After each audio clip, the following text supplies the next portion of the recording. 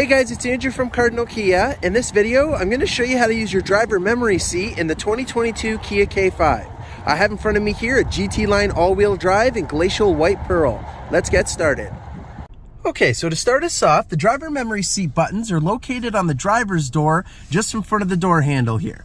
So we have three buttons. We have our set button, we have the driver 1, and we have driver 2 settings. So once you adjust your seat where you want it, and this also does include the side mirrors as well, you go ahead and push the set button.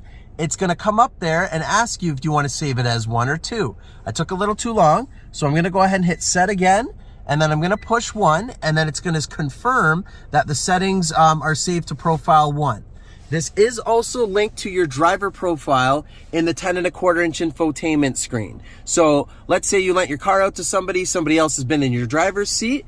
You would just go in and change your user profile. Once you go into your specific profile, it's gonna remember what seating position you had set, so it will go back to that. And of course, it may take you a few drives initially to get your seat set where you want it. You can always override where you had it last. So right now, the seat has changed for me. So if I go ahead and make my adjustment, I can hit set and then 2, and then now override what I had set before. Thank you very much for watching, guys. Please hit that like button if you enjoyed this video, and please consider subscribing if you're enjoying our content. Also, all of our social media links are in the description below. Thanks, guys.